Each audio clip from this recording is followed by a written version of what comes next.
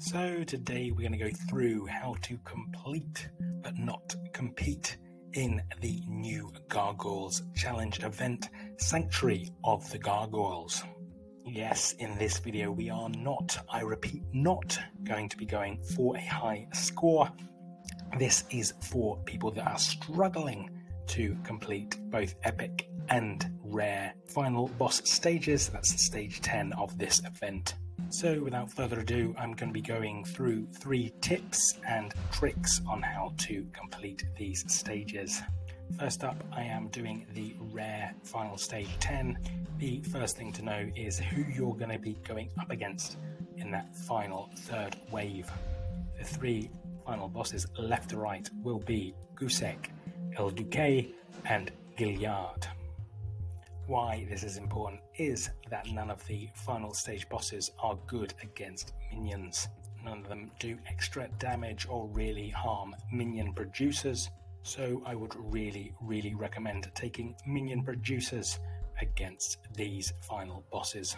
When I talk about Stone Skin, I'm talking about their ability they get when they fire their special skill, which means that the next 3 times they are damaged will only count as 1 damage. This includes damage from minions, so it's really important. We're going to go into that final wave, wave 3, with the bosses with ideally 15 minions. That's 3 minions per hero.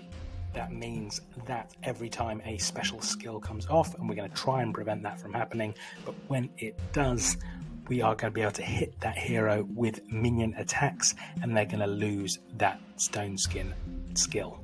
This will prevent you from having to fire your tiles into the gargoyles, which will obviously increase their mana. This also means that you don't have to fire any battle items such as arrows into the gargoyles to get rid of that Stone Skin ability. You can also save your special skills for when you can damage the gargoyles fully. For the rare version of this quest, I would recommend taking Cavassier, or the B-Man as he is known, as he produces some lovely minions for this stage. And as you'll see in just a moment in the epic version of this quest, I have gone for Anastasia from the Magic Tower. In both versions, rare and epic, I've also gone with a mana controller. What do I mean by a mana controller? Basically a hero that has a special skill that can interfere with your opponent's mana.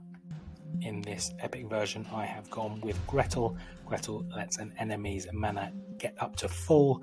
It damages that enemy and the mana is then cut. In the rare event, I have gone with Pixie, who was from the same event as Gretel, the Tales of Grim Forest event.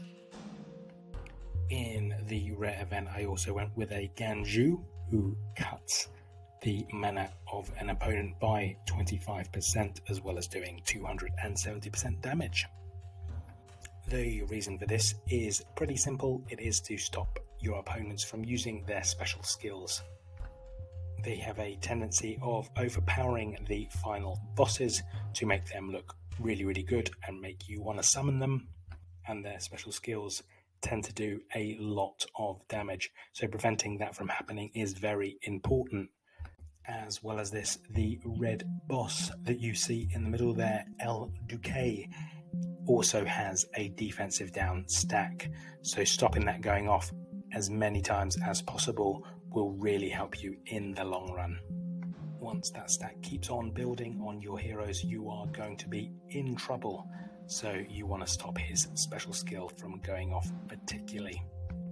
This is why I recommend the final spots on your roster be taken up by either overhealers or counter-attacking heroes.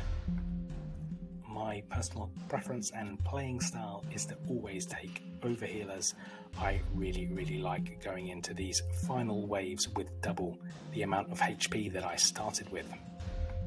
So as you can see in this epic version, I have gone with 2 War Pigs, 2 Gillenbursties to overheal my heroes. He also comes with a pretty nice attack. In the rare event this time round, I went with Candy as she has a massive heal, but in the future I'll be leveling up the Season 5 3-star Holy Hero. I think her name might be pronounced Rekhetra. She comes with an overheal 2. If you don't have an overhealer or a really good healer, some of my alliance mates recommend having a counter-attacking hero in their place. If you plan on finishing the stage steadily and slowly, then LDK is probably going to fire a couple of times. That means his defensive down stack is going to start building on your heroes. So one thing you can do is take advantage of that by having some counter-attacking heroes. The lower your defense goes, the more that you will counterattack and the more damage you will do to those bosses. As you can see from the video, I have built a mono team, a holy mono team in both stages that allows me to take out Gosek on the left first, as I am color matched to him. You don't have to build a mono team, it just helps me look at the board and work out whether it's worth playing. If the board doesn't look good, then I recommend always skipping the stage rather than you using your battle items. Other than building minions, I don't recommend setting off any special skills or using any battle items until the final stage if possible. This will help prevent you from setting off the event effect, also called Stone Skin. Ideally, you don't want to be going into the final boss stage with that event effect activated. So to close this video, my 3 tips again: use minion producers, use mana controllers, and use overhealers, or potentially counter-attacking heroes. I hope this was useful. Thanks for watching, and goodbye.